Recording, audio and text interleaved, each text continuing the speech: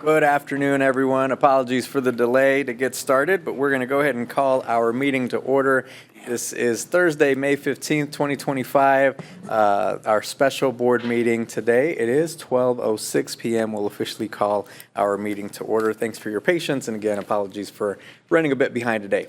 So with that, I'll read our board norms and protocols. As we do at every meeting, we agree to respect differences of opinions in making decisions for the district, to follow best practices in managing the superintendent and the management of the board itself, stay on task when conducting business for the district, including while at board meetings, never surprise the superintendent or each other when conducting official business of the district, to read these norms at the beginning of each board meeting and at board workshops as a reminder of how to conduct our meetings, and to continually self-check to determine if we are following our norms when conducting district business. Again, good afternoon. Thanks for joining us, board colleagues and all of our guests that are with us today. Thank you for joining us. As a reminder today, we are recording our meeting and it will be shared at a later date, but this meeting is being recorded today. Lots going on today, so we're going to jump right in and have a roll call. Miss Yolanda Clark, Randy Lopez, Randy Lopez present. Robert Mylan Jr., Robert Mylan Jr. present. Wanda Brownlee Page, Wanda Brownlee Page, present. Rachel Russell, Dr. Nguyen. Dr. Nguyen, present. Thank you. Thank you. So, board, you received an email from me before we approved the agenda. I sent an email last night asking that we amend today's agenda to add an executive session, which you see as item 4 on our agenda. Because this meeting was already noticed, we would, in order to add that agenda item, the board would need to agree today to waive the 48-hour notice of the change in the meeting. So I would request a motion to waive notice, waive the 48-hour notice for the meeting. Second. Is there, Ms. Brownlee Page, you'll move that? Is there a second? Second. Moved and seconded. Are there any questions? Okay, if not, Ms. Smith, roll call, and I will note that we did receive an email from both Ms. Russell and Ms. Clark stating that they would approve waiving notice for today's meeting. Randy Lopez, Randy Lopez, yes. Robert Mylan Jr., Robert Mylan Jr., yes. Wanda Brownlee Page, Wanda Brownlee Page, yes. Dr. Nguyen. Dr. Nguyen, yes. Thank you. Thank you. Now I would request a motion to approve the special amended agenda as presented. So moved. Second. Moved and seconded. Any questions or discussion? Again, this is to approve the amended agenda, including item 4A onto the agenda. Any question? Okay, hearing none. Ms. Smith. Randy Lopez, Randy, yes. Robert Mylan Jr., Mylan Jr., yes. Wanda Brownlee Page, Wanda Brownlee Page, yes. Dr. Nguyen. Dr. Nguyen, yes. Thank you. Thank you, board. That carries. All right. So we're going to jump right in. Board, we do have one consent agenda item. Is there a motion to approve today's consent agenda? So moved. Second. Moved and seconded. Any questions on this item?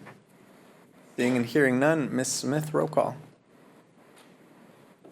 Randy Lopez, Randy Lopez, yes. Robert Mylan Jr., Mylan Jr., yes. Wanda Brownlee Page, Wanda Brownlee Page, yes. Dr. Nguyen. Dr. Nguyen, yes. Thank you. Thank you, board. All right, we're going to jump right in. Today's meeting, we have some guests with us from RSP to give a presentation. Board, hopefully we all did our homework and reviewed the material. If not, I'm sure there will be a little bit of grace and you will help guide us walk through the presentation and conversation. Today, we're hoping to have a really fruitful and thoughtful discussion around the presentation being shared today. So welcome to our friends from RSP, and is there anything else, Dr. Stubblefield, you want to share before we dive into the conversation? No, I don't have anything to add. Okay. And Ms. Russell will be here shortly. She's just had another commitment. Ms. Russell is the chair of our boundary committee, so she will be here shortly to participate in the conversation. But with that, good afternoon. Welcome.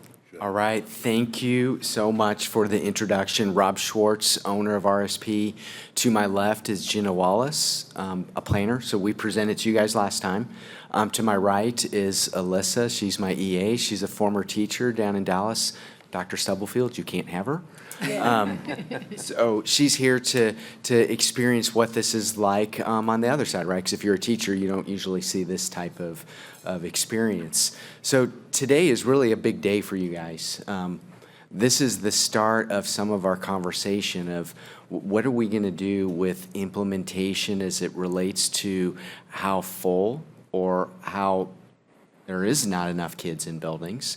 So how does enrollment relate to capacity, and how does this relate to new buildings, additions? How does all that come together so that we can create the framework and the prioritization that we will measure all of the concepts that we work with? And so when Board Member Russell's here, she's our expert, right? She's been on the last time we did this. So we've been there before with you guys, right? But we want to talk about things in a way that you've gotten your homework, that we can have some honest, safe environment here to talk about some of the things that maybe we've put into the homework, but maybe that you started to think about with some of the realities of where we have some stresses of either too much or too little enrollments, and how is that impacting the experiences our students get to have in each of those buildings.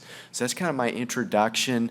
If we look at our agenda, we really have more time where there's going to be activities with you, right? So we gave you kind of this flipped classroom approach where you got some homework, and we'll work through because some of this stuff is a little bit complicated.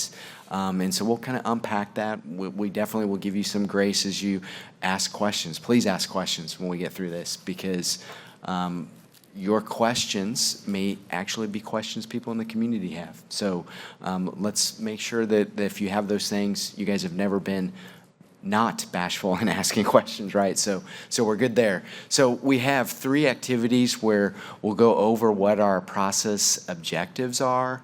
We'll talk about these guiding principles, and then how we prioritize the boundary criteria. So that's kind of how we have this, and I think our goal was to be completed by 2. I didn't know how, if you guys were going to do lunch, if we wanted to have a moment to get lunch, or you want us just to jump in and hit you all. Yeah, I think, Board, please help yourselves to some things. Thank you, Ms. Smith, for providing. But I think just jump in. Let's All right. make the best use of our time, and Board, feel comfortable to do what you need to do. Thank you. You will get hungry after we work through this. Go to our next slide for us, Jenna. All right, so as we set this framework, I mentioned we've been here before. And so on this particular page, we talk about what the boundary process was back in the 2021-22 school year. And so we had some different guiding principles that came and were approved by you as a board in December of 2021. And so you can see what those frameworks were set up. We had also what the prioritized boundary criteria are. And we're going to go over all of this in greater detail here in a moment. And we know the focus at that time was our elementary buildings, right? And then we had some different challenges that we were trying to overcome with that process, and it related to Wellborn, New Chelsea, and Carl Bruce Middle School. And so that ended up being a solution that was presented to the board in April of 2022 for both elementary and middle school. Worked really well, right? And now some things have been changing in our community. If we go to our next slide, you'll see some of the highlights of how we got to that board approval back in April of 2022. And you'll see some visuals. It's pretty small. We wanted you just to have this framework of, hey, there's maps that help drive some of this, but behind all those maps, there's some data. But then there's also survey results that we tried to garner some input, so you as board members kind of have a standing point of knowing what is the community thinking about this. And honestly, change is hard, right? And there's some things that we're going to talk about today that are going to have a perspective from some people as negative, because I love my building, I love my teacher, I've had many of my kids go here. Maybe it's generation, right? So there's some challenges that come with the change, and so that's why we're having this meeting. And so I do appreciate the time that you guys have committed to this. We go to our next page. I'm going to turn some of this now over to Jenna to talk through. That's some baseline stuff. A lot of this we presented with the enrollment analysis, so we'll keep this kind of at a high level, but if you need us to dive down a little bit more into some of the details of what is happening with some of the data that's impacting why we need to make some of these changes, we for sure can get into that. Go ahead, Jenna. All right. Thank you, Rob. Okay, so I'm going to go through some of the enrollment analysis presentation, and so that was what was presented last board meeting. And I want to come back to what Rob was just going about the 21-22 process and the framework that you all provided at that time set up the process to be very successful and to end with that solution. And so the goal of today's meeting is, with the information that we present, you all provide those same three items: the objectives, the guiding principles, and the prioritization of criteria. So it leaves us with going into the first committee meeting, telling them exactly what their task is from the board, what is the sandbox, what is the kind of principles that they can work with to achieve those objectives, and then whatever the solution looks like, it aligns with your guys' prioritization and values of those criteria. And so I know we printed and passed out two different packets. One is the full packet of all the slides that we're presenting, and the other is just the three activity sheets. And so we printed off these three if you wanted to maybe take notes, scribble down, cross off, circle, and kind of take different notes that you guys want to do. So when we get to these different stopping points with the stop sign, you guys are ready to engage in that discussion. Okay, so to kind of go through this framework of our elementary, we have our elementary boundaries visualized here. And so this is your current boundaries. And we know one of our first tasks in this process will be the evaluation of the Silver City and Noble Prentice boundaries on the south side. Next, you have your middle school boundaries, and so looking at how your middle school boundaries are fed by your elementary boundaries. And then moving into our high school zones, and so your current high school zones with our different challenges with balancing enrollment while maintaining the feeder. So our feeder system is very complete right now. All of our elementary schools would feed a middle school, which directly feeds a high school. The only caveat is right now Douglas Elementary, which is split between Carl Bruce and Central Middle School, but it does completely feed Wyandotte High School. And so I think this is a good consideration when thinking about boundaries of, is maintaining that same feeder a high priority? Is different balances between our schools, but it may break the feeder? Is that okay? And so this is one thing to consider here. We also have another visual that just kind of pieces together in kind of a more visually attractive way what that feeder system looking like, with the only broken area down at Douglas Elementary. Okay, next slide here is your overall enrollment report. And so this is looking at the updated 24-25 enrollment analysis. And so the results of this year's report was looking at slightly decreasing to mostly stable enrollment.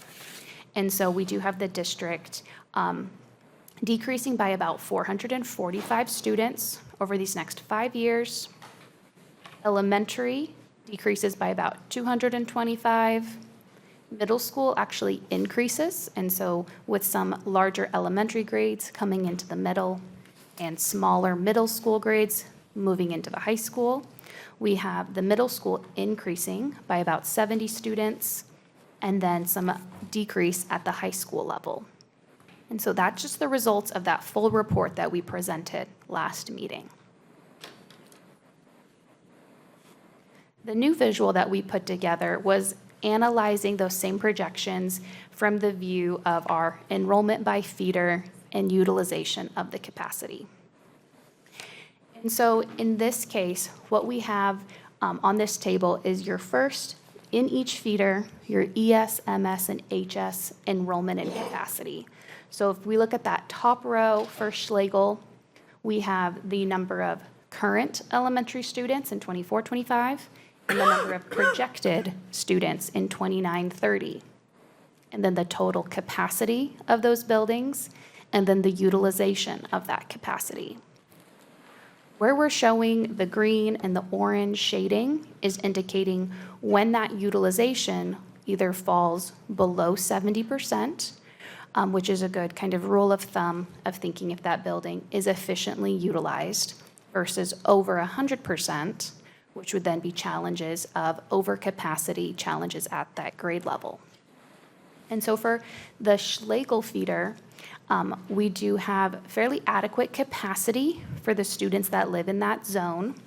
We're between 70 to 100% in our elementary and middle schools. Only the high school in this case would be dipping below their 70% utilization of Schlegel High School at around that 990 enrollment. For the Harmon feeder, we have 10 schools that are underutilized over these next 5 years. And so for the elementary perspective, we're looking at around 65 to 67% utilization of all the elementary schools and all that elementary capacity in the Harmon feeder. And then for middle school, we go from 57% to 61% utilization for the middle school, and then an adequate capacity percentage at that high school. For the Washington feeder, we have 5 schools that would be projected underutilized these next 5 years. But on a total elementary perspective, you're right at that kind of 70% utilization within the feeder. So saying that there's adequate capacity within the feeder, but maybe some challenges at some specific buildings dipping below that utilization metric. And we do also have slightly an overutilization on Washington High School. But this gets into that reside versus attend. And so we are looking at total kids that live in Washington High's boundary, but with some of the movement between boundaries, as well as Sumner Academy pulling out kids. You guys solve that challenge, but it is just to illustrate that if all students who live in Washington High's boundary go to Washington High, there would be some overcapacity challenges there. And then lastly, for your Wyandotte High feeder, we have 5 schools that are underutilized in this feeder. And in this case, this is predominantly at the elementary level. And so elementary perspectives, you're looking at less than 70% utilized. But your middle school, if you look at that Wyandotte Middle School row, we're at 94 to 95% utilizing our middle school space. So a lot of room at elementary, pretty tight on our middle schools.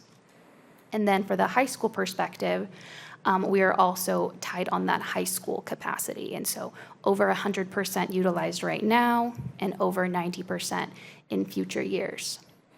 The other thing that we've talked about is just how Wyandotte High is greater in enrollment than our other high schools. And so if you piece this together with that 24-25 reside, where Wyandotte High is the only school that's over 2,000 students. And so there, when we kind of looked at this historically, they're on average kind of around 750 to 1,000 students greater than our other high schools. It is a bigger building, so they can accommodate that. But something that we want to pull from you all is there, we want to better balance those high schools? Do we want to try to increase our other high schools to more so balance and have a similar student experience in our different high school buildings?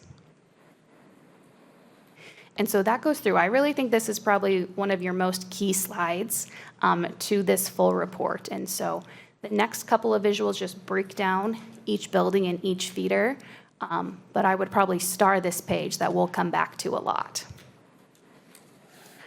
Okay, so then getting into our different buildings, we have the next 5 slides are, each slide is each feeder and each building within each feeder system. So for this first visual, we're looking at the FL Schlegel High feeder. Similar where there is green, that's that underutilization of the boundary, and orange would be overutilization. So like I said in that summary page, Schlegel is looking pretty good for the elementary and middle school. There is some additional room at the high school to maybe balance with some of our other high school students. For the J.C. Harmon feeder here, you can see we have a lot more green shaded. This feeder has the most elementary schools currently, and this is also where we're targeting that first bond project of the combination of Noble Prentice and Silver City. But one thing to think about when we're looking at that is there other objectives beyond the combination of those boundaries that you want explored with this committee. There is definitely room for consolidation within our elementaries in this feeder, as well as both of our middle schools would be underutilized in this feeder.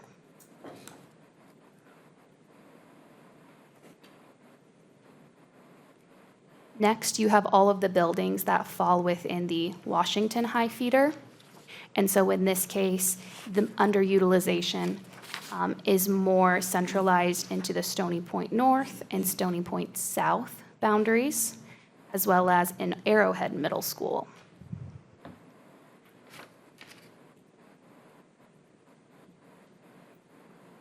And then your last feeder for Wyandotte High, the different areas in green is the elementary schools that would be underutilized. And so some ability and some opportunity there to increase utilization of our elementary schools. But you'll see in that orange shading at the bottom, we have Carl Bruce Middle. That is projected to be over capacity in years 3 through 5. And so with a growing enrollment at that middle school level, we're forecasting them to exceed close to 900 students in an 850 building. So maybe a key objective there would be addressing challenges in Carl Bruce Middle. And then similar to those first observations, if you're looking at Wyandotte High, where we're forecasting between 1,600 to 1,800 total students in that boundary, that's significantly larger than your other high schools. So is there the want to balance those high school boundaries to improve the balance between Wyandotte High and some of the other buildings?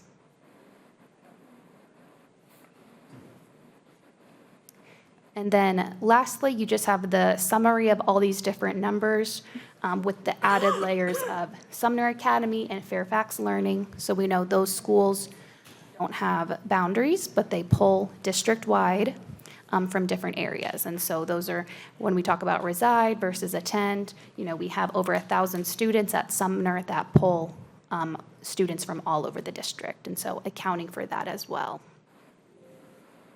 But overall here, we're looking at between our capacity and enrollment. The Schlegel feeder is looking at around 78.7 utilization. The J.C. Harmon feeder is looking at 70.2% utilization.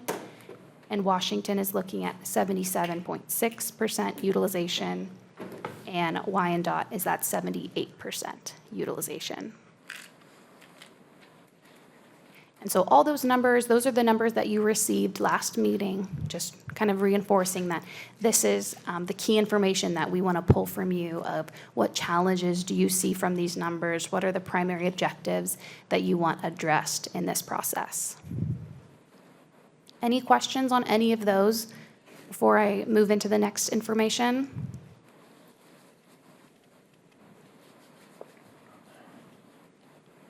Okay. So the next piece here is we know that the one primary objective that we talked about last meeting was looking at what our bond projects are and which ones would need a boundary adjustment.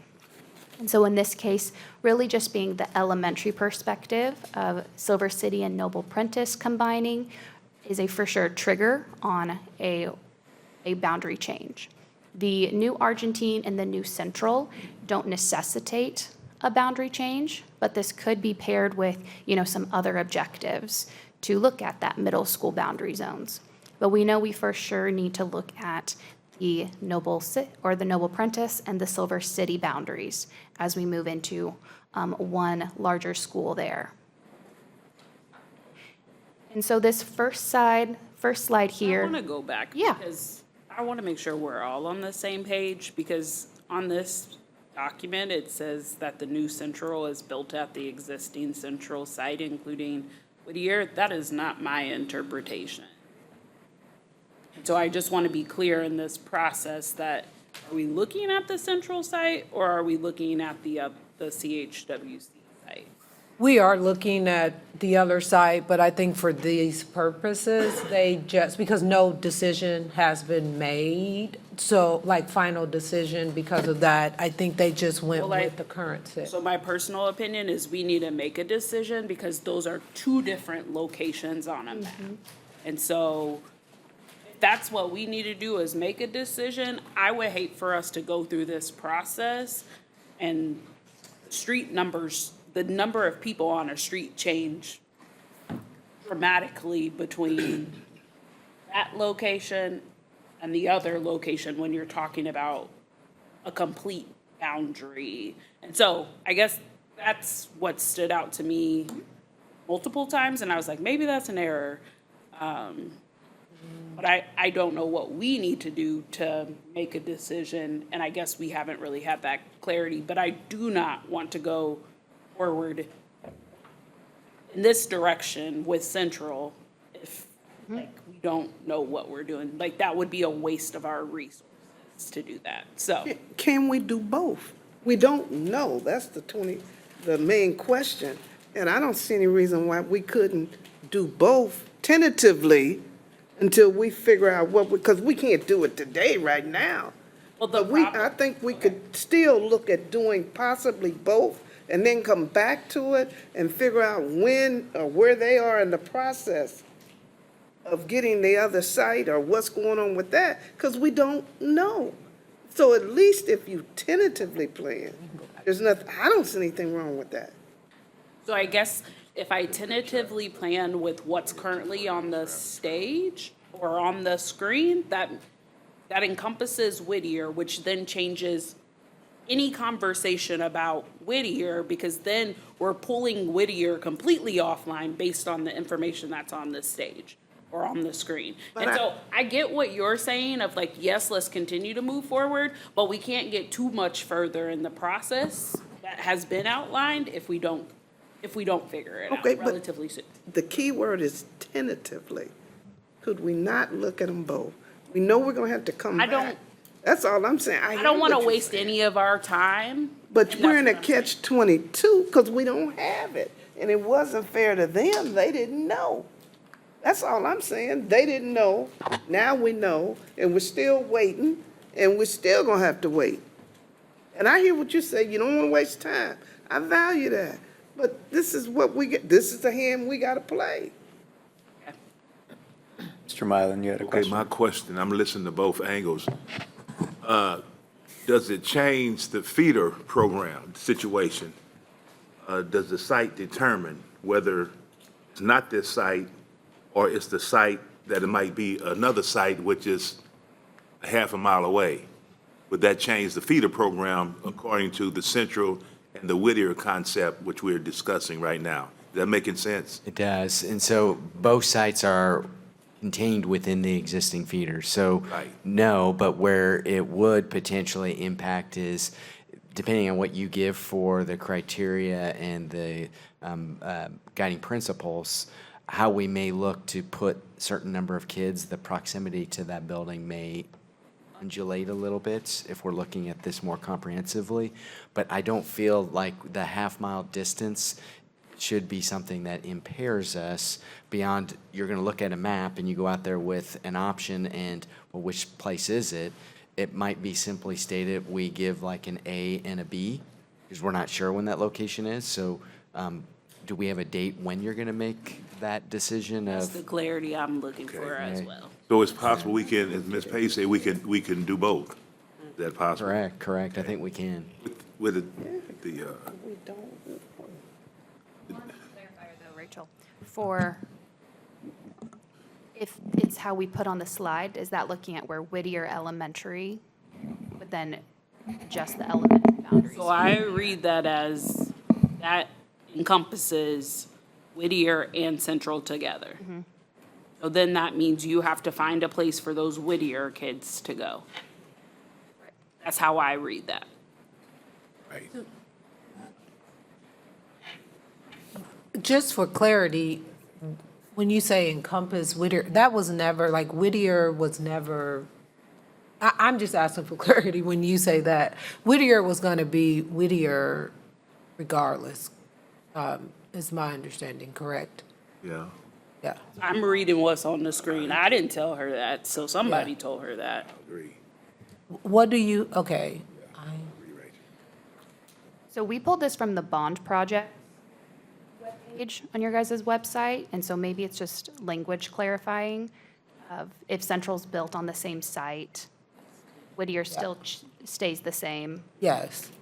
Yes. And I'm not sure where, why, that is language that needs to be cleaned up, because in every iteration, Whittier was still going to be, You wouldn't have the space to build Central on the current site in the current 900 to 950 capacity.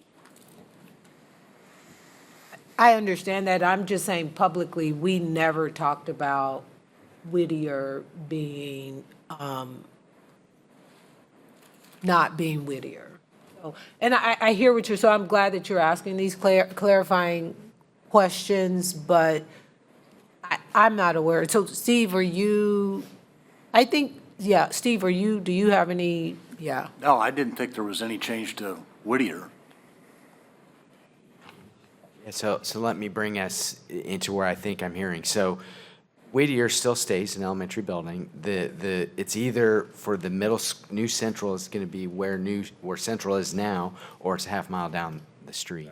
Right. We'll make that edit on this. So there's clarity. Nothing is changing with how Whittier will operate as an elementary building. Exactly. And we'll figure out where that is on our website and clean that up, because I don't know where it came from. But I think coming back to your question that you asked around the date, so do we have a timeline for when we will have, when the analysis of the property will be completed? I don't. Right now, they're doing the geotesting. I don't know how long that's going to take to get the results back.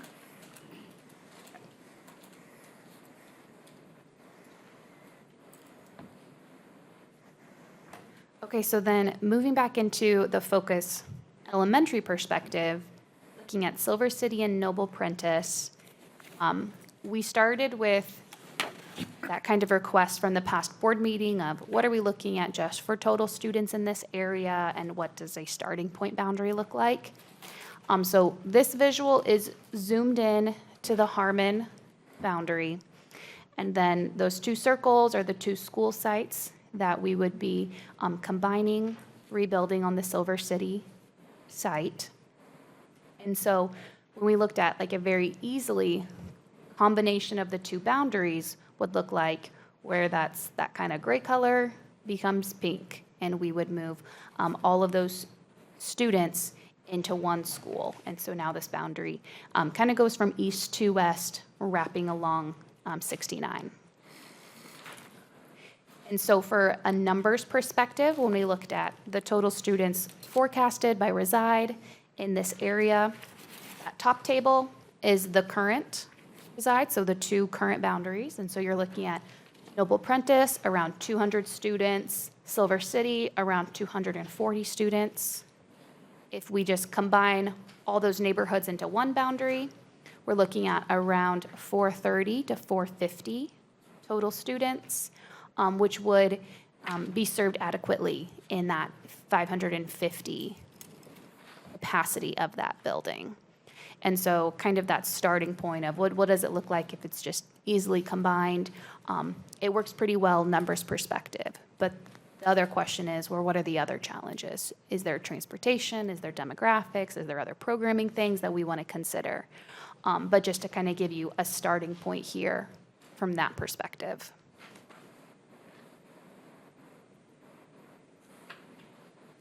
And so that moves into my first stop, our first activity. And so we just went through all that enrollment data. What we want to try to narrow down with this next couple of minutes is where that's kind of flagged there at the bottom. When you guys think about this process and moving over the next couple months with the committee, what do you want to communicate as the main focus? What are the key challenges to address? And what potential solutions do you guys want brought back to you all?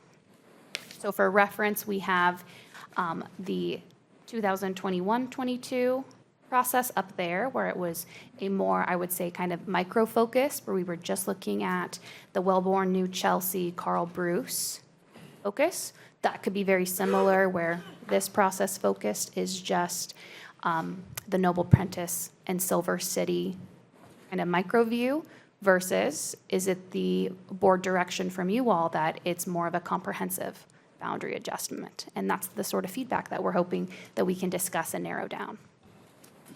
I want to dig one other element into what Jen has been talking about. So if we go back, page here where we've zoomed into the Harmon boundary.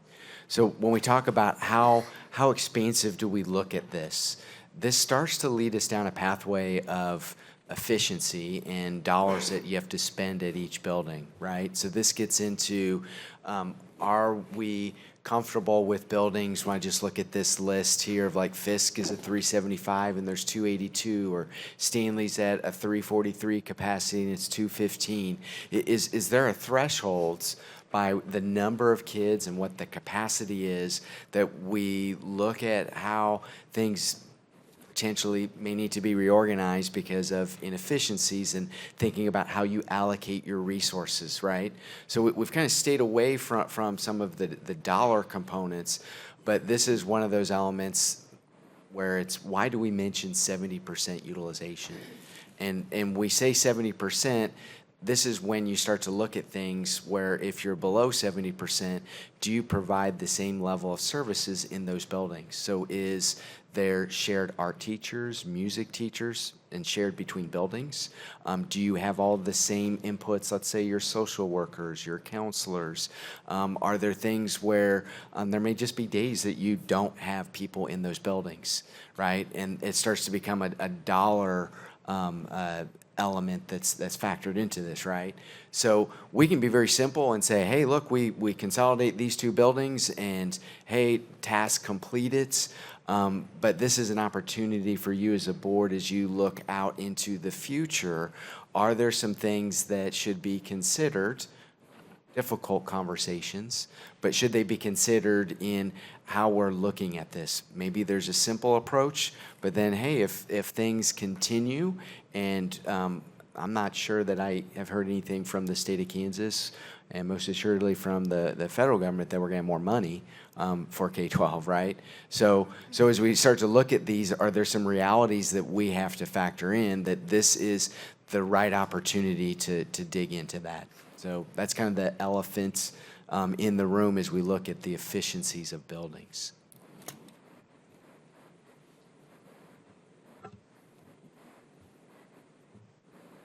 Okay, so this is kind of that stopping point. Hoping that we just kind of engage in a discussion, and then we can narrow down what you guys are thinking for some key objectives and focus for this process. And we can maybe flip back to some other slides if we need to look at stuff, or really play this how you guys want to go. Great, thank you. Would open up the floor for board members for questions on what's been covered so far, or any thoughts on for this first activity.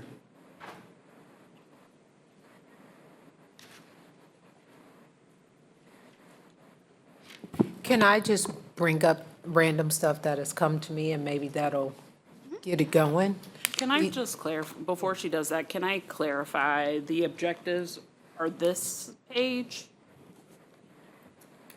I think you're showing that, what page number is that? Because I think that's the 2021-22 So the objectives. first question on here says, do you agree with the 2021, 2022 objectives? Is this the objectives page? It's everything from the 21-22 process, the part that's like in this orange box, would be what the 21, 22 objectives are.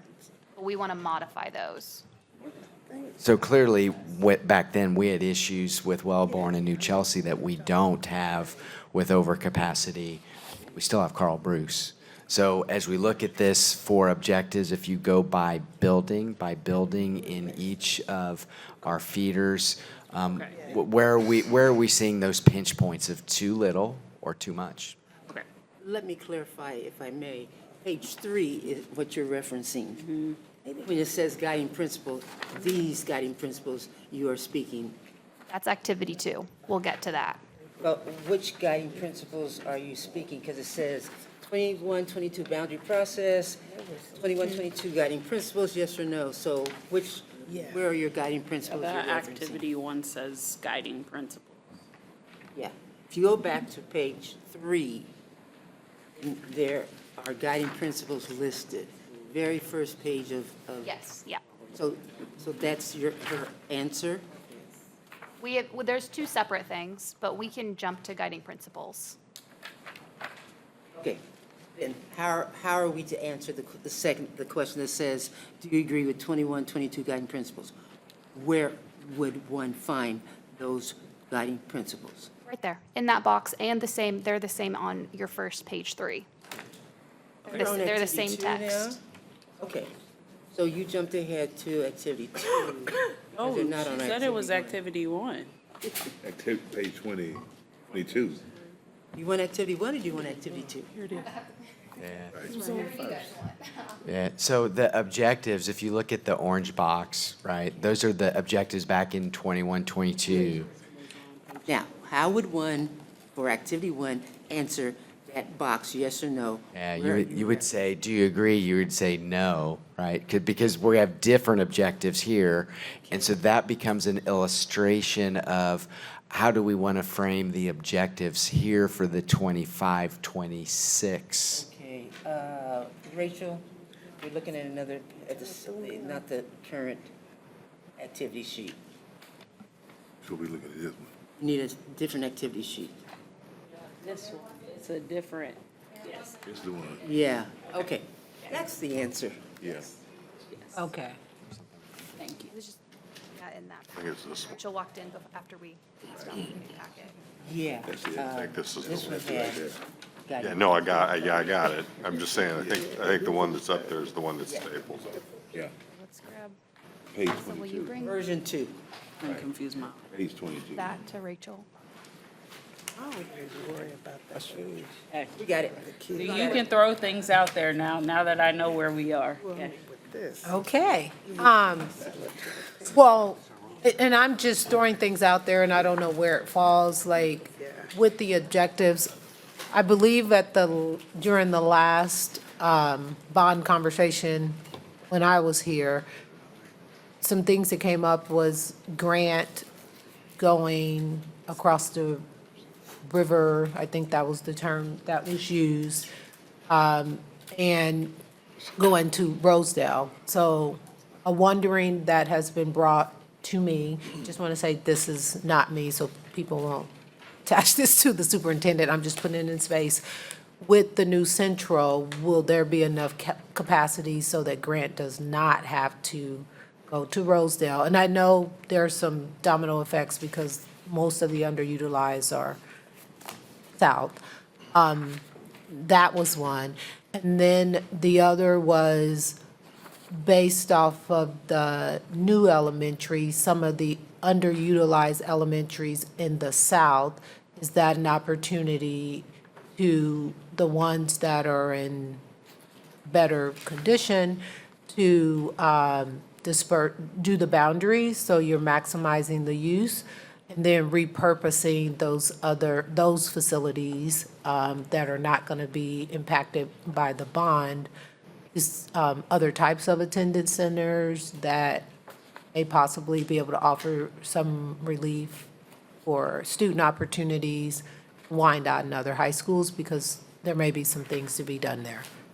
Those were two things that, once this came up, that variety of staff and community members brought to me, and I just said I would put it in the space. Don't know if it's activity 2 or 1, just wanted to put it out there. And then transportation, you already mentioned that if I live in a different area, now I'm moved here, if I want to stay for extracurricular activities, will there be transportation to go to these things? Because you want the kids to feel a part of the school, and you got to get them to buy into it. And so many are struggling trying to get to the point where they were, and now there's a switch. So how do we do that? And will we offer that additional transportation? That if my kid wants to stay for a program, and we're struggling now with the buses to make sure that kids can stay. They want to stay, but they're not able to get home. So that's an issue.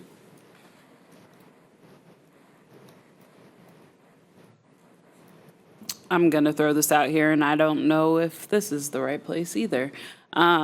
So I think for me, when I think about the focus of this process, it is right-sizing all of our feeder patterns.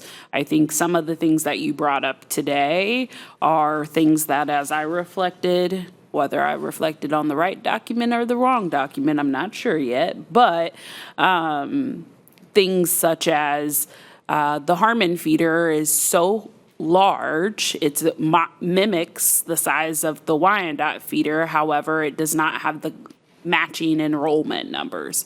When I look at the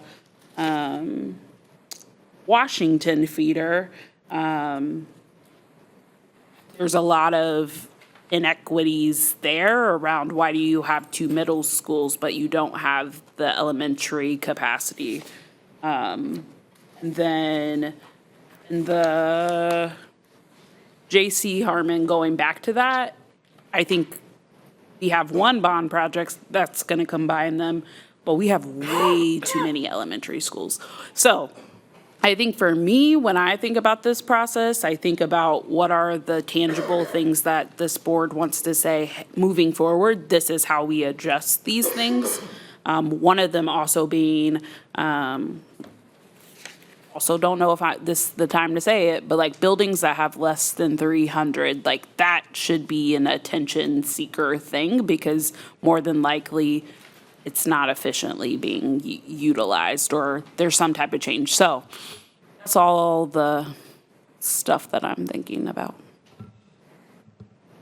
Yeah, I'm going to dig into what you said. So those are all wonderful things that have been thrown out there. And some of the way in which you might start to unpack this is exactly where you went, Rachel. So some things that come to my mind that I know we're not going to have answers for this afternoon, but when I start thinking about what's happening with your programming, we'll start at the high school.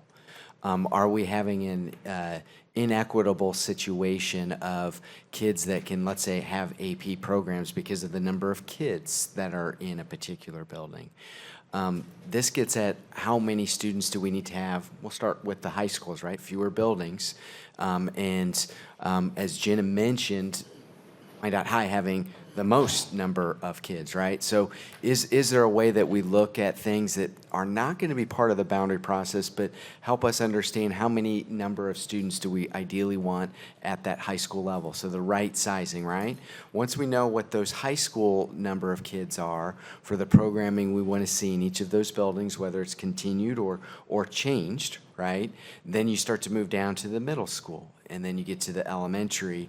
And that then maybe builds our feeder objectives of, hey, we're saying one of our objectives, if it's right sizing, well, what is the right sizing? Because each of the buildings are different, and we can't just, I mean, you could numbers-wise, but it wouldn't make any sense if you just said, hey, with our 4 comprehensive high school buildings, divide the district into 4, and here's how it fits. It won't work that way, right?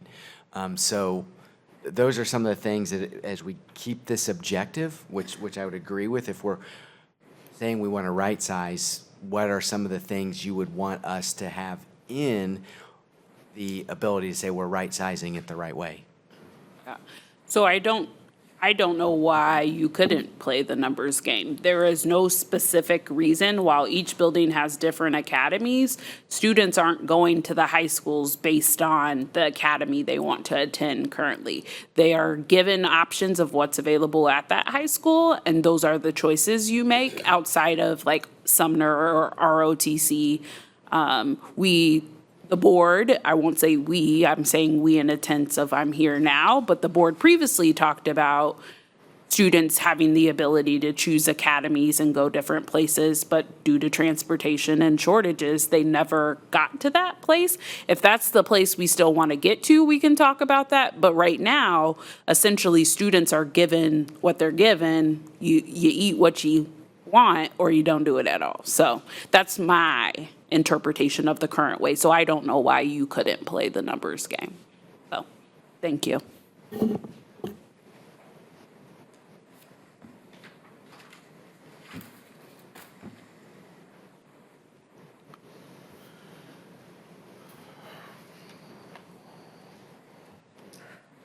I know you guys are milling it about in your minds. So, would it be helpful if I just took some of the things that have kind of been put out on the floor and we decide, are these potential objectives that we would want to achieve in this process? That sound like a good plan? It's, see where you guys sit? All right, I'll start with the hardest one. We're a group that says, you tell us this, if we don't like it, we'll say that. All right. If we like it, we'll say sounds good. All right, outstanding, outstanding. So the perspective of those present for looking at right-sizing buildings by a feeder, is that an objective we want to see about accomplishing? Yes, Heard one yes. I think so, yes. Reword it one more time. Yeah, so do we want to consider right-sizing the number of students by building as they would be lined up in each of the feeders? So is there the right number of kids with the capacity that we have at each of the grade bands, elementary, middle school, and high Is that what I said earlier? Is what you're saying now with your RSP words what I said earlier? I want to say it in your words. You said it really good, but the way it's in my head is Okay. we just want to match the enrollment to the capacity, right? So are we being efficient? Is there a way that we can do things that Okay. better accommodate what you see may happen in the future? And it's your second bullet point right there, under other considerations.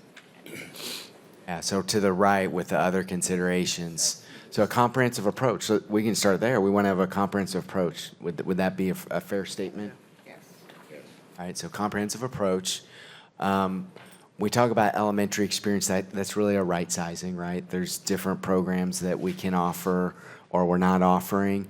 Some things that I'm putting out to the other category that your administration will want to weigh in on, and that is what are some of the experiences we want to see in those buildings, right? So we know that students today have more behavioral and emotional supports that we need to provide them. So when we look at where we have available capacity and what a student need is, maybe some of the input the building administrators can provide is, yeah, there may be a lot of capacity in this building, but the supports that we want to provide these kids, we're effectively utilizing the space, right? That's two different conversations in this, and so I want to make sure we keep their eyes on this prize too, that we're just not getting too far off, but you got to know that we'll still be circling back around for building administration perspective.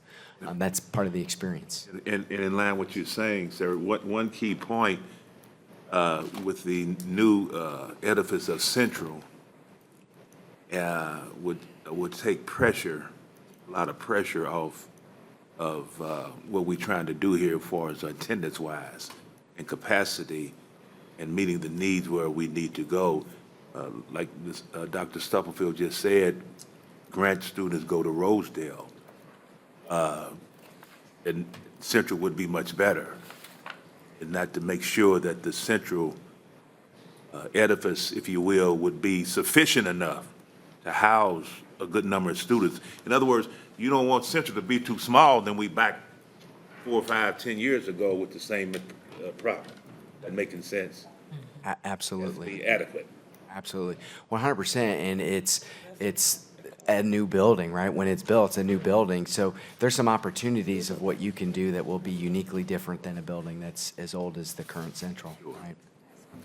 Yeah, and I just wanted to add to your comment about administration. I'm not administration, but something that the new buildings offer that old buildings could offer if we made sure to build it in is wellness or actual intentional staff lounges. I think as we go through this journey, I don't know how that plays a role in the utilization of buildings, but when we talk about having intentional places for staff to like wind down, have their lunch, there are some buildings that it is in a workroom and it's like, it's not the place that I'd want to go to have lunch, so I guess I'm going to sit in my classroom. But I think the things that we as a school district can commit to improve the wellness of our staff is creating those spaces within our current buildings and even in conversations such as these to be like, hey, we know that wellness is a part of how you show up. And so incorporating that, so I would hate to move us to a building where that's not an opportunity or those types of things. That's where my mind also is going. You bet, and let me add to that too. I think when I tour buildings all through the Midwest, the other thing that we need is professional development space for the team to meet, right? So that they have a safe environment. Conference rooms, right? So come in for my IEPs or different things you have to interact with parents. So I think there's more to the capacity piece and how we use it than just a numbers game, right? So that's where I'm saying the building administrators, they'll be brought along into this to help guide to, hey, if we're going for right sizing in particular buildings and particular need of students is different across your district. Right, so right sizing of feeders, I'm hearing that's something to look at, and I've given us some wiggle room there for administration's approach.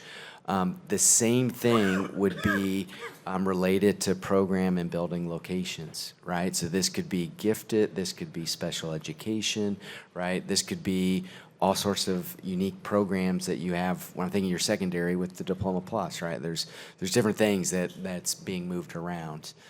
Can I add one more thing when you talk Yes. about program and building locations?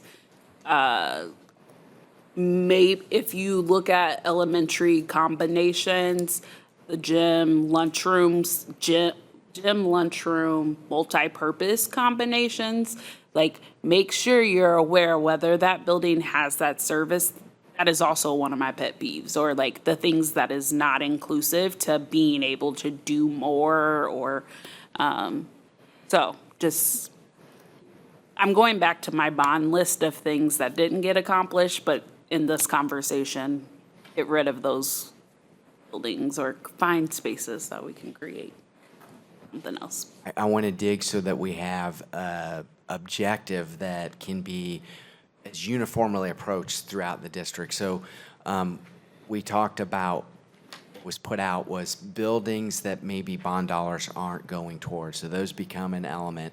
And then what I'm hearing from you, Rachel, is that some spaces are lesser experiences. So the cafetorium, and I would agree, there's a lot of nuances there with setup, takedown, and it's just a crazy place, right? So developing what that list is. Are there other things that we want to put on there that could be consideration? So we have shared gym, cafeteria, we have wellness spaces, we have conference rooms, we have professional development. Is there anything else that you as a board are hearing that should be part of that consideration?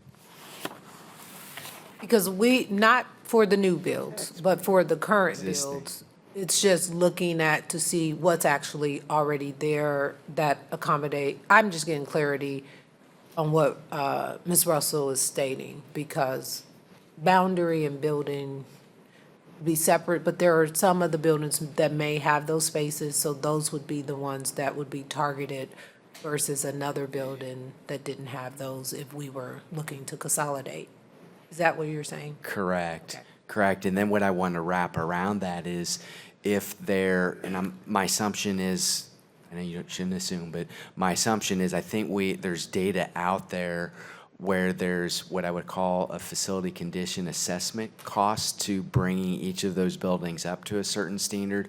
That may become part of the data metrics that we also pull into this, because there becomes a point where the cost to bring it up to a particular standard, knowing we don't have dollars to do that currently, that may make something move up the list or down the list. Capture everything that you guys wrote down for objectives? I think just the other clarifier, so when we're right-sizing, we are able to look at elementary, middle, and high school, all three levels.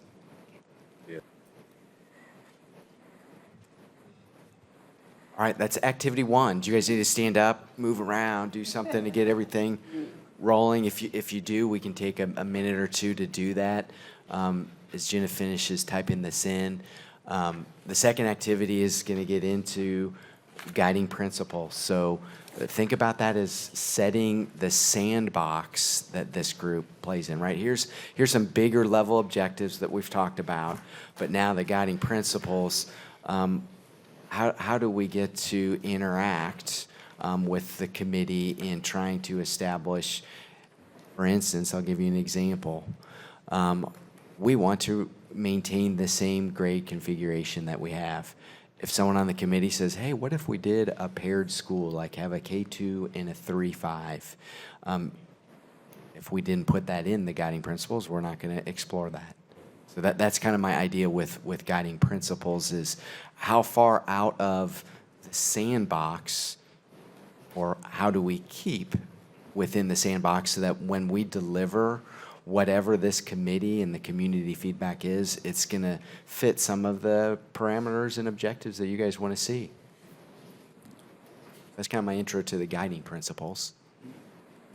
And let me dig into, I think we have 5 up here, right? So the first from back in 2021, focus any change on schools where the number of students exceeds the building capacity. Well, probably now we'd say where it's below a certain capacity, right? Let's look at attendance areas. Changes could be recommended for either 22, 23, or later. Well, here we'd probably tie it to when we're opening the building, right? And when we start to see those. So that would change to, what, 27, 28, I think? But we'll shore that up. Disrupt the fewest number of students. That's a conundrum, right? So some of the things we're talking about, there's going to be a lot of disruption. I think if we were to have that, we'd want to maybe add something to that, right? Because this is more than just numbers. There's some other things. Desire for elementary attendance area changes to keep students in the same middle school, high school feeder. Okay, that may be a great ideal that we try to hit, but we may have to undulate a little bit, right? Because we've already established there's some that have a lot more kids and others that don't. In this time period, we had to understand changes to the middle school feeder might create a break from elementary to middle school, meaning much like I think it's Douglas, we're split to 2 buildings. We try to avoid, if possible, right? A little clarifier there. That's what we were thinking back then. Remember, it was a much smaller approach, much more targeted boundary, but we're now looking a little more comprehensive. So are there add-ons? Do you like the add-ons that I'm kind of proposing, but helping you guys to think about things?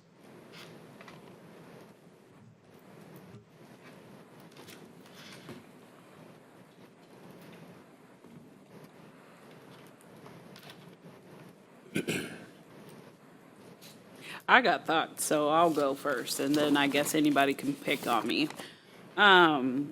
So the focus, for the first guiding principle, I'm considering what you have listed and the challenges to address, because I think while we do have a lot of underutilization of buildings, we have a couple that have been overcrowded for quite some times, and it's caused a lot of friction. And so I think one of the guiding principles being address overcrowding and underutilizations within the district, I think could be one of the guiding principles, so that, because if we're right sizing, hopefully we won't have the overutilization and we won't have the under. For the second principle, I put that these changes should be recommended for the 26-27 school year. I didn't say or later, because I'm not interested in that conversation, so it's just me. And then the last one that I would recommend is, yes, number 4, I would recommend, or I would suggest that all buildings not be split. So what you have at Douglas currently, to not do that, I think it confuses families, but I also think it's very unclear of how that has come to be. And so my thought would be, in this process, even if we have to move number of buildings to a different feeder or something, that the whole building, so if I go to Grant, I'm going to Central, then I'm going to Washington or Schlegel, whatever.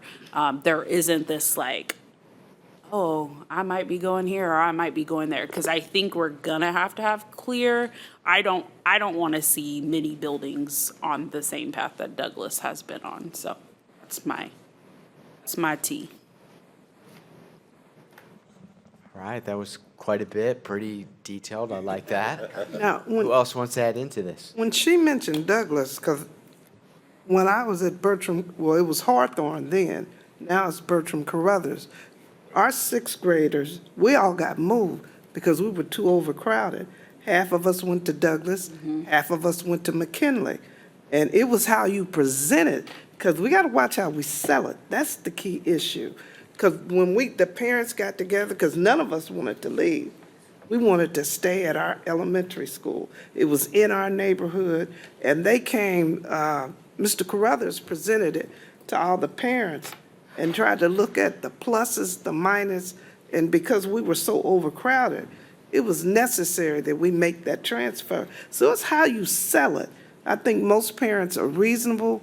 You have to, and it turned out to be a blessing because we all ended up at Wyandotte anyway. And we ended up in Northwest, which is Carby Bruce now. And that's how they sold it to our parents, and they bought into it, and we all thrived. We met a lot of the people, probably would have met them in the 7th grade, but we got to meet them early, and they kept talking and working with us, and then they sent familiar teachers that we knew with us. So it wasn't like we didn't know these people. It's just how you present it and how you sell it. And that's what we have to work on, make sure parents know it's clear. You talk about the pluses. No, nobody wants to leave. You'd rather stay in your neighborhood. But due to the situation, we had to leave. And they sold it, and everybody, and then they continually did things because our siblings still may have been at the other school. It was just one class, one grade that was affected by it. So it worked out for everybody. So I would think it's important how you present it, how you sell it, and they made us feel, even though we didn't want to be there with them, we were part of the McKinley family and went over backwards to let us know you're still a part of us. We know you still have relatives here, but it's crucial that you buy into what we're doing. And because our teachers were there with us, we all bought into it. We're McKinley, woo, woo, woo. Now, the only problem we had is when we stayed after school, because we had a long walk from McKinley to 11th Street. And then it wasn't like we could ride the bus because our parents felt we were too young. So it's just how you present it, how you sell it, and you got to that's how you get people to buy into it. Bad. Other persons have add into this. Yeah, I would just echo Ms. Russell's points, and I think to Ms. Page's point as well, Ms. Brownlee Page's point, just around, again, that feeder system, the less disruption and the split of the schools like Douglas. I think the more we can try to get away from that, I think, is useful for our families and our communities. And I think the piece around enrollment, not just focusing on those with that are underutilized, I think that is something we're really going to have to navigate through and look at and look for efficiencies and how we utilize our buildings. But those that do have some overutilization, what are we doing? And maybe that gets naturally, organically addressed through some of the changes that are being implemented at that elementary or middle and those boundaries. But really, because that is something that does continue to come up from those schools that are overutilized or have some overcrowding that we hear from. So I think just not losing sight, I think really digging in on those that are underutilized, but not losing sight on those that have some crowding issues. I want to throw another one out that I've been hearing of late that seems like it would be common sense, but is good to put into this, would be that we're going to follow our guidelines for the number of students that would be in each classroom, right? So this gets into some things where when we look at inefficiencies, where sometimes where you may want to add a staff member. So if you're a one-section building, and let's say your class size is 20, and I add that one person, and now I have a 10 and 11, and then I'm over in another building, and it's 20, right? It's a very different experience for the teacher and for the students. So it might be really good in this particular thing that we're going to adhere to stating, and we're going to follow our class guidelines throughout the entire district. So I Yes. see some shaking. Yes. Yes, for sure. We already have those for our district. Exactly. Exactly. But the only problem with the guidelines, what if somebody moves? And they live there in that area, and they want to stay, I just moved here, and now you're telling me my kids won't go to school here? They gotta go over there? I mean, you know, I hear what you're saying, but you gotta be careful. In line with that, when Ms. Page said the guidelines, what you mentioned, if I may jump in, if you leave enough room for flexibility, if that making sense, you have a quota you're setting, and you got some playroom there that you can add some more or deduct some more, if that's making sense, that you won't be in a situation, as Ms. Page said, well, I want to stay here, I want my child to go here, but you got enough flexibility, room, that you can add 15 or 20 students. It won't be that tight. You can say, oh, we at our capacity, we can't, no more can go here. Is that making sense? Yeah, let me build into that. So you're right. Here's the caveat or note to all this is when we have one section or two sections, so 2 kindergarten, 2 first grade, 2 second, we have less flexibility. When we move to buildings that are 3 section, 4 section, we have a lot more flexibility in the movement, the natural movement of students to your point of, hey, someone's moving in or moving out. So the smaller schools, we have less flexibility, but we also have some other benefits that are really great. It's a small school, right? I might be able to just walk down the street to the building. So we do have to be sensitive to all aspects of that, and that's part of what I'm hearing from the objectives, what I'm hearing with these guiding principles, that we have to navigate that. It's again, sensitive. We're talking about parents. We're talking about kids, right? It's more than numbers. I like that word, we said being sensitive. Yeah. It's all about relationships and being sensitive, yeah, So, yeah. can I just say something? And I don't want to be insensitive. Rushy, can you hear me now? Okay. I don't want to be insensitive, but I also believe that in order to be good fiduciary,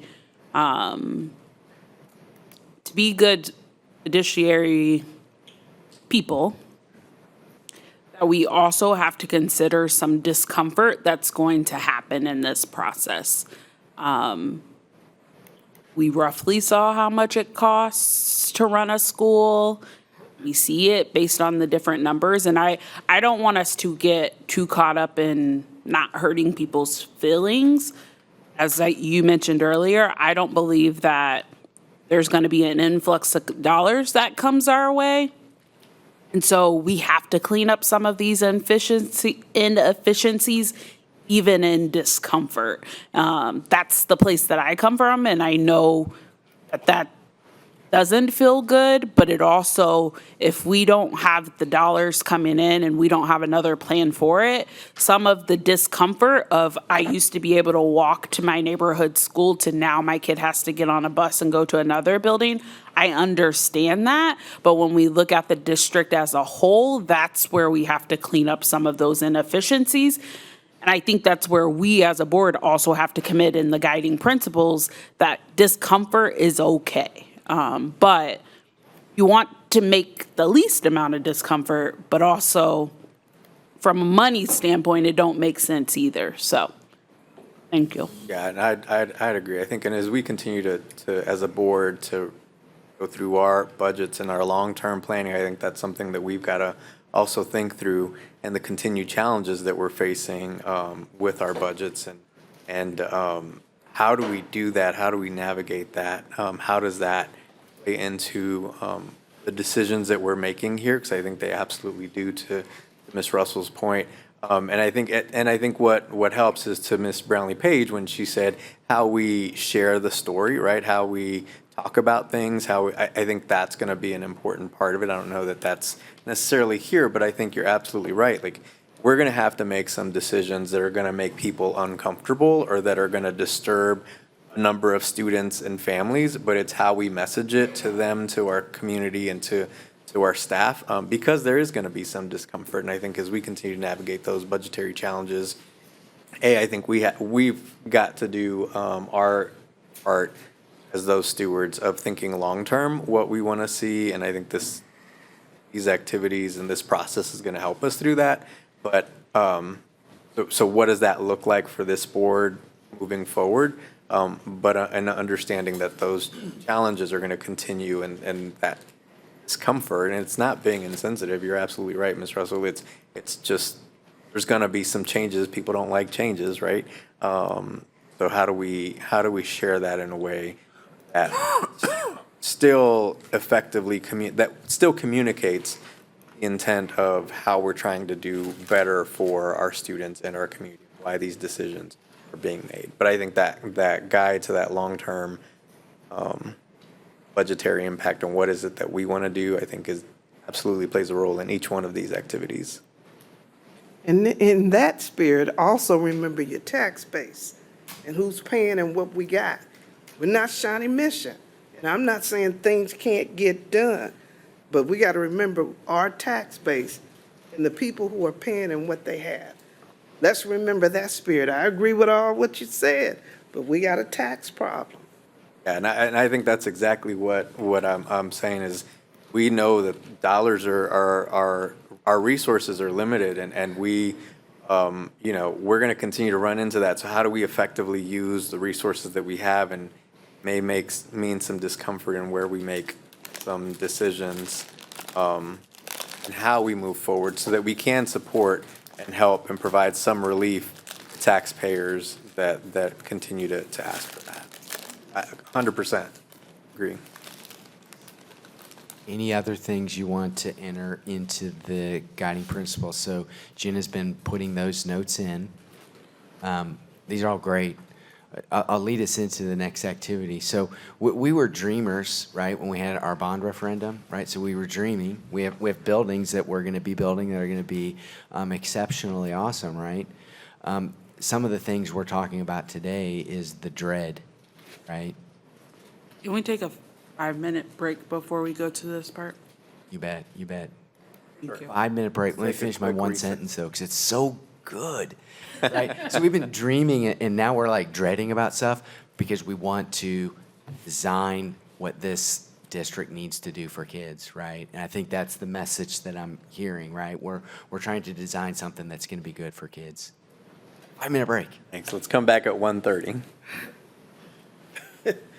We're going to go ahead and jump right in. Please, folks, feel free to continue eating and grabbing some cookies or dessert that you need.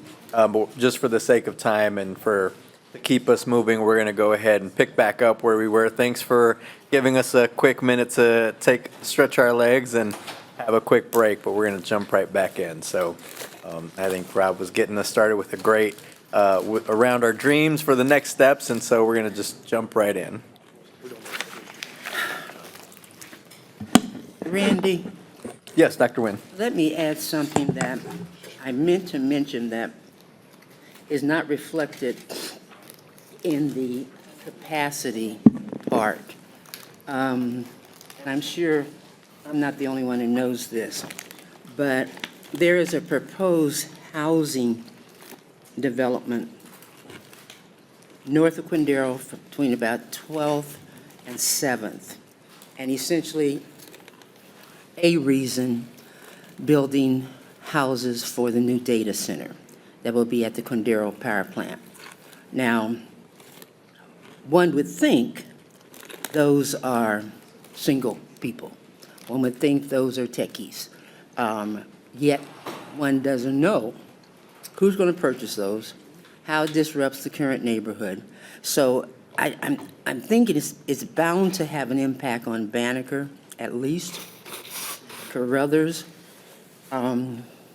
Douglas, Grant, and I don't know how to take that in consideration, but it's between 300 and 500 properties that, but yet there are probably 100 properties that you cannot build on because the infrastructure's not there.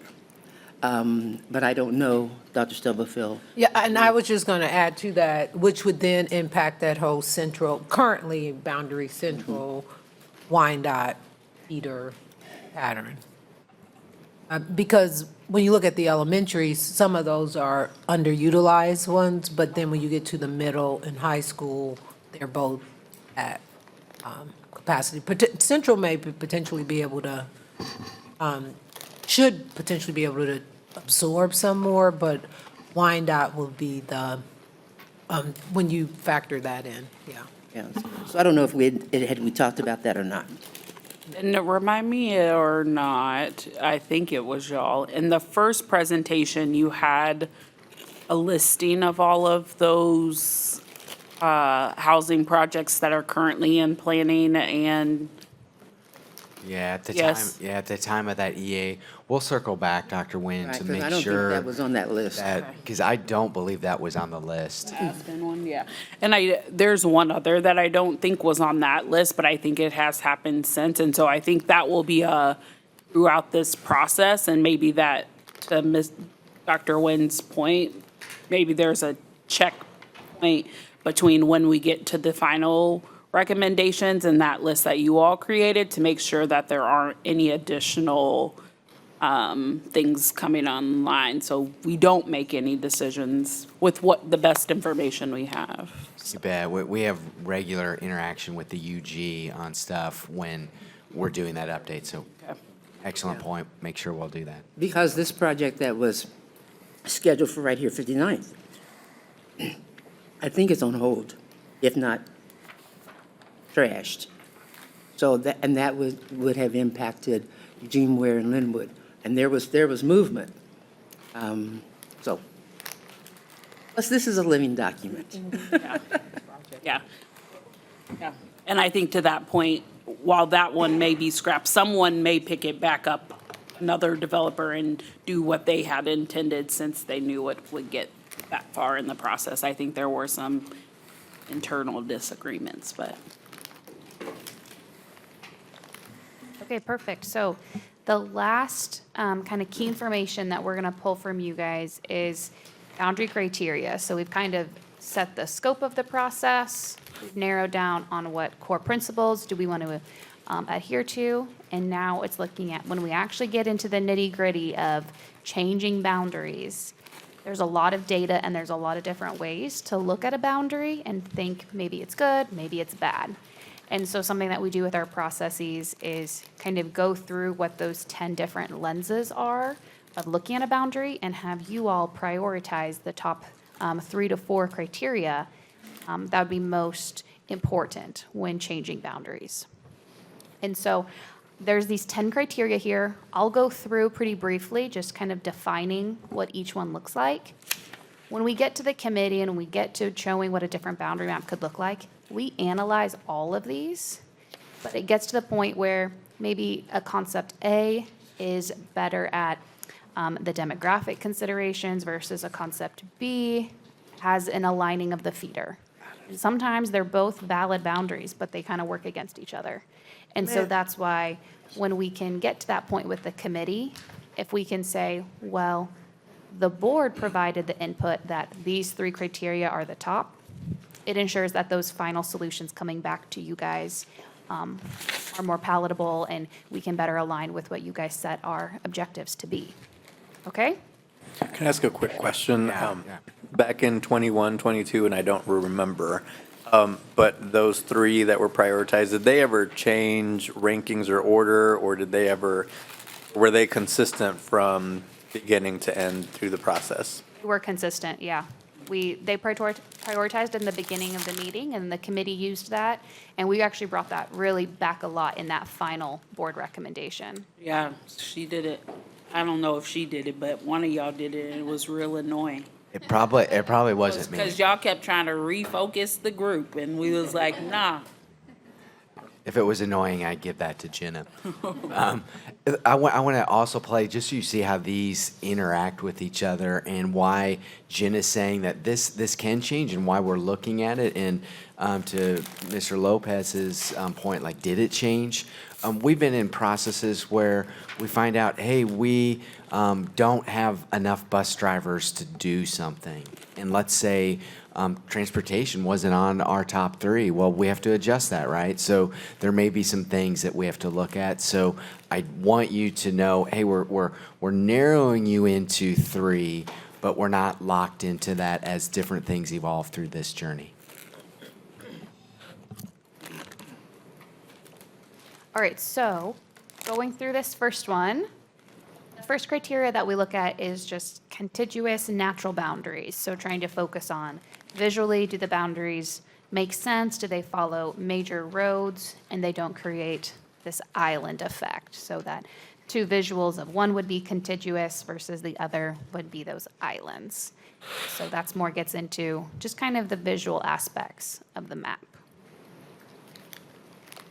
The next criteria that the committee would use is looking at the demographic considerations. And so demographics really can fit with whatever either you guys want to look at with the committee or maybe just kind of what the committee also wants to analyze. And so that could be race, it could be programming, it could be housing types. We don't directly define that, so it can be very fluid with how you guys want to look at the demographic balance between your buildings.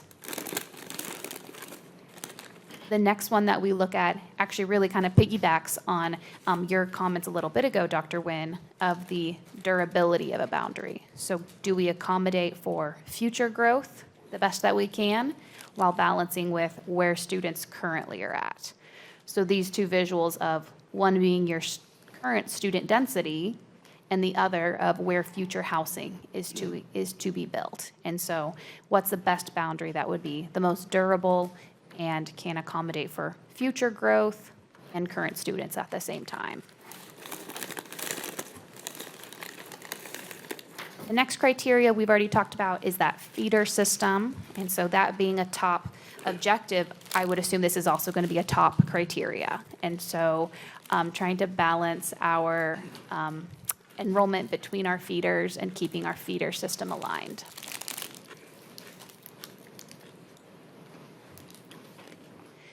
The next criteria is looking from fiscal, so the money perspective for capital. And so this would be looking at buildings and ensuring that whatever our boundary plan is, we're not setting you guys up where you need new buildings or you need the kind of the brick and mortar additions at certain buildings. And that we're working within the existing inventory of our buildings. And that includes those bond projects that are already approved.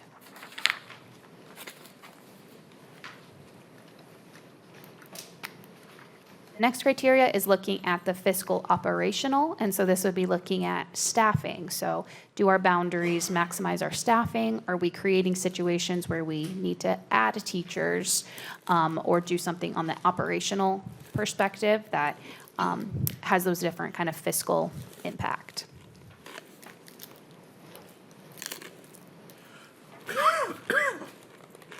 Next criteria is our neighborhoods intact, and so trying to, within our boundary adjustments, we maintain the neighborhood boundaries. And so this visual would be kind of showing what it would look like if we didn't do that. And so the green lines are our different neighborhoods, and we're saying if this criteria is very low on the list, then maybe we can split neighborhoods versus do we try to make sure that those building blocks are always complete to the neighborhood level.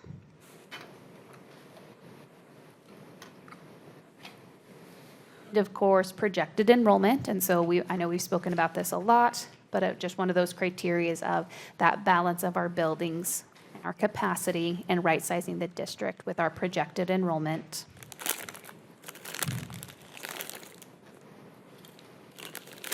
Then students impacted, and so this, with all of the potential changes, we would look at how many current students would be impacted, how many students would it show going from one school to another. And so one criteria here would be trying to minimize the number of students impacted in potential solutions. And then the last one here, so transportation. So Rob kind of mentioned, busing. This also gets into walkability of students, proximity to the buildings, and a key consideration of trying to look at, how do students physically get to buildings and how do you guys operate that difference of households to physical building sites with changes to those boundaries.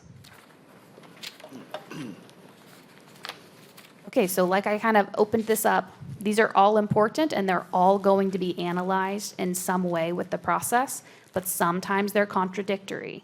Some concepts may be really good at one and not so good on the other. And so know that this isn't like what Rob was saying, you're not tied to the criteria, but it gives us a good base point to make decisions and communicate to the committee.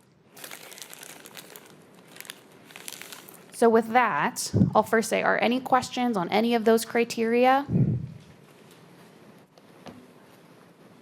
And while you're thinking about that, I had the privilege of driving down 94th Street. Have you guys ever been on that street?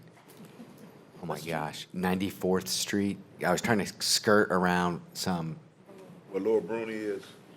I believe so. What and what? I mean, 90. Oh my gosh, Yeah. north of Kansas Avenue. Oh. Oh my gosh. Oh, yeah, you're south. Yeah, so, oh my gosh. That would be, I'm bringing that up because there's some roads where, how can you get buses there, right? So that changes some things. So that's part of the transportation. You gotta figure it out. They gotta be. I just said that because Miguel's here now. That's it. Okay. Nightmare on 94th Street. Okay, any other questions on any of that? So what we're going to ask you guys to do is to pick your top 3 criteria. And we can kind of do that pen and paper, write it down. We could go around the room, or we also have an electronic survey that you guys can take as well. We just go around the room. What's the electronic thing? Let's just go around the room. I'm not even about to ask. I just had to charge my laptop. Sorry. That's fine. Who wants to go first? I heard Randy say he wanted to go They first. all nominate. Somebody else. Board president, vice president, then we'll go down the line. There you go, President Randy. will be last.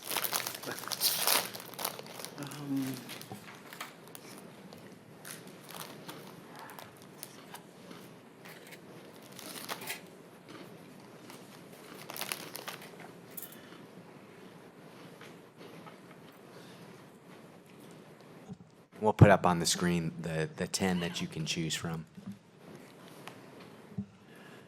You said 3. How many? I'll go first, okay. What? That's it. He said he didn't want to go first. Just talk. Go ahead. Listen, I already knew what I wanted, so. Okay, so I started with projected enrollment, building utilization Page 24. for obvious reasons. And then I also agreed with the conversation, going back to my point earlier about feeder patterns. I did have feeder system. And then my last one was transportation considerations. I think we've talked a little bit about that, but I want to be specific to going across multiple highways, the time of length that it takes students to get from a building. I don't know what the data says around transportation, but I think whatever the data says, 30 minutes is the longest, or the what people would suggest. I want us to get closer to that versus, yeah. Part of the bad attitudes when you get to school is you've been on the bus for too long, so, yeah, there's that.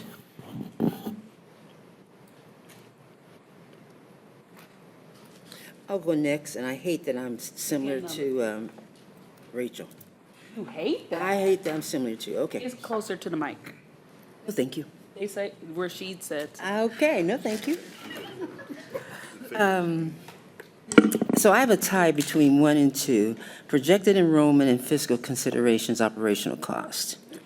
And then we've spoken all morning about feeder system, and I had transportation.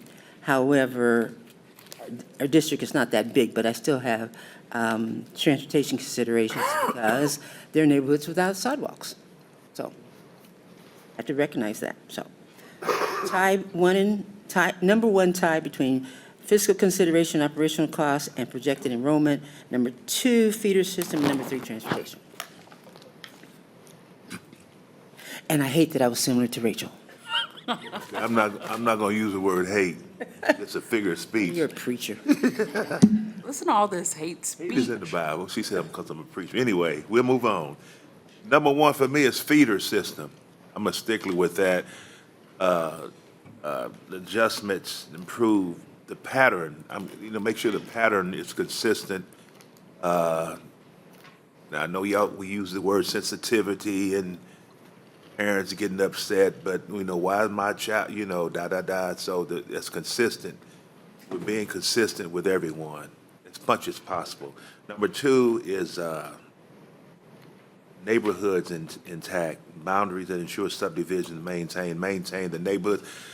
People move where they feel comfortable, where their children's going to go and where they can live at, and the change, because I know when I was growing up, I lived on the street, the south side of the street went to Wyandotte, and across the street went to Sumner. I was mixed. All my friends went to Sumner. I didn't want to go to Wyandotte. Oh, you made a mistake. Not because I didn't like Wyandotte, I disliked it, but most of my friends went to Sumner because I grew up, I went to Douglas. But anyway, so the neighborhood's intact. And then thirdly, transportation. You mentioned transportation. Transportation is key. We're speaking, and I'm speaking in general, we have bus issues, transportation, drivers, whatever. That is so key. When we talk about after-school activities. My child who is playing ball here or running track here, and he's going to Harmon, but he lives on, you understand what I'm saying. It's going to take him a half hour to get home, and it's going to be dark and all that. So those are my 3. We understand. Y'all got me. We understand. All right. You told me to stop.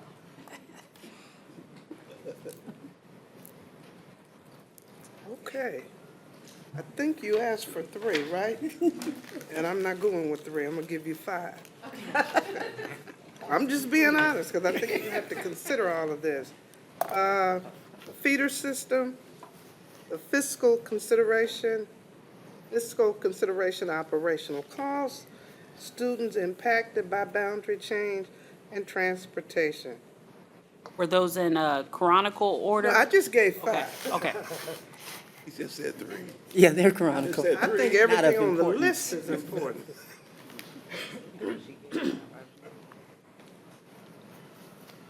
Now work with that. And I think I'll just share mine. So I think the enrollment utilization for me, the fiscal considerations, I think are important. I was struggling, I think, with the language in both a little bit, because I think how do we get creative to, A, be efficient, understand how to maximize our resources, but that may mean, for me, that may also mean we've got to do some projects, some kind of projects within a building to make it as efficient, but we're going to save money because of it. So that is, those are one, and then the neighborhoods intact.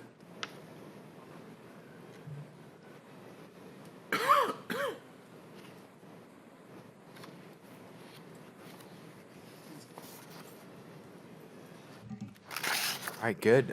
We'll put this into, you say, an Excel spreadsheet, and then you'll see how it comes out weighting.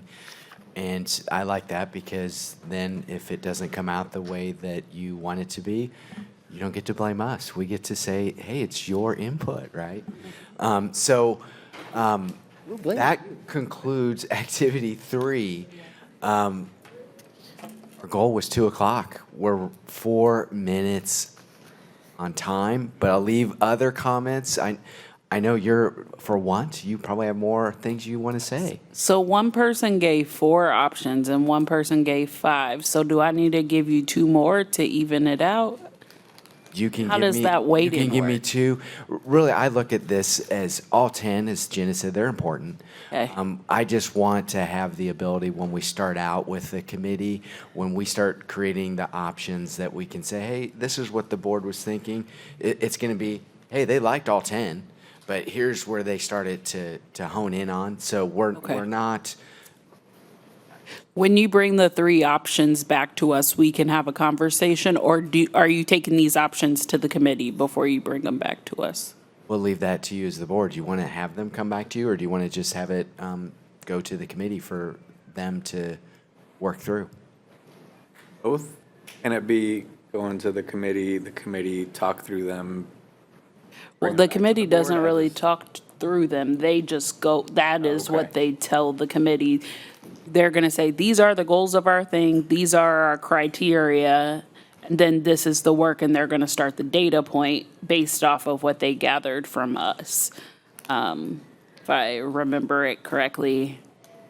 And then, So bring them back to us and we'll Yeah, I think that. rearrange the chairs on the Titanic. yeah, Makes sense. I probably Yeah. scared you saying it was going to be your fault with whatever the changes. yeah. You know what? It will be. Because who do they blame? They're not going to blame you. You said the board, so that's the Yeah, thing. I guess whenever you have it, I don't know that folks don't want approval, you just want to know what it is, or, No, we need to approve. We need to know. Because Okay. after you Take- be explain them, responsible. have to explain them and the impact, how they interact with each other, we okay, need to be clear. okay, And right now, I don't know if you have clear direction. okay, yep, I got you. Oh, cool. So is that agreement from the board members here? We'll give this back. You'll have another conversation. And if you want to, as Dr. Nguyen said, or rearrange some of the chairs, you at that time can do that. And Can you do that before the 20th? yes, Okay, yes. so that we can, do we have to, are we waiving, because we've seen it before, are we waiving that we would need to see it 2 times? Well, just once. Okay, so if we see it on the 27th, you all, and discuss it, you all would be fine, so then we can start the committee meetings June. We're not planning on getting off schedule, if that's what you're alluding to. You know, you always accuse us of kicking the can, which you do sometimes also. Listen, I understand what you. I ain't kicked no can. Oh, yes, you have. You just forgot. We love you. Okay, You love moving us. along. We're working it This out. is why I like Right. workshops. They're so much more fun. Yeah. Why is my candy open? I'm in agreement with what everybody just said. Thank you, Red. Good job. Okay. So we're good? You guys have what you need from us today? We Any do. additional questions for Bob and our group here? All right. I appreciate Yeah. my engagement. Thank you. Thank you all. Thank you. Good work, good work. Excellent. Okay. Yeah. Okay, so we're a little ahead schedule, which is fair, but great. So, Board, I would now entertain a motion to recess to executive session to discuss matters of safety and security, to include Dr. Stubblefield, Mr. Goheen, Mr. Lilly, Dr. Campbell, Dr. Jones, and Chief Tarek, going in at 2:10 for 30 minutes.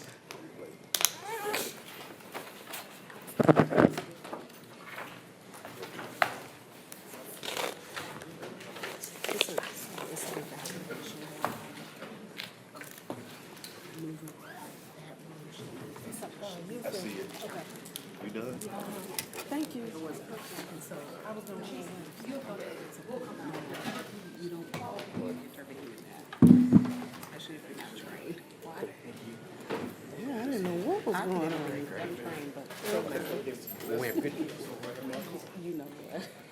You don't want your job, do you? We had a setup. He put oil on. Oh, you start, you start these that early? He couldn't serve anymore. And he begged him. I said, hey, you can't. He said, hey, it's an evil spirit in this room. I said, oh, chuck it, duck it. Okay. You do. Okay, sorry, is there a motion to do so? I'm sorry. Second. Motion. Moved Second. and seconded, okay. Discussion, Ms. Smith. Randy Lopez, Randy, yes. Robert Mylan Jr., No. Robert Mylan Jr., Wanda Brownlee Page, Excuse me, Wanda Brownlee Page, yes. Rachel Russell, Rachel Russell, yes. Dr. Nguyen. Dr. Nguyen, yes. Thank you. Thank you. Motion to return to open session, please. So moved. Second. Moved and seconded. Ms. Smith. Randy Lopez, Randy, yes. Robert Mylan Jr., Allen Junior, yes. Wanda Brownlee Page, Wanda Brownlee Page, yes. Rachel Russell, Rachel Russell, yes. Dr. Nguyen. Thank you. Okay, motion to extend executive session for 10 minutes, going in at 2:41. So moved. Second. And seconded. Ms. Smith. Randy Lopez, Randy, yes. Robert Mylan Jr., Allen Junior, yes. Wanda Brownlee Page, Wanda Brownlee Page, yes. Rachel Russell. Rachel Russell, yes. Thank you. Thank you. Motion to return to open session. So moved. Second. Thank you, Ms. Smith. Randy Lopez, Randy, yes. Robert Mylan Jr., Allen Junior, yes. Wanda Brownlee Page, Wanda Brownlee Page, yes. Rachel Russell, Dr. Nguyen. Dr. Nguyen, yes. Thank you. Hey, everybody, have a great afternoon. Congratulations to our graduates. This meeting's adjourned. Right.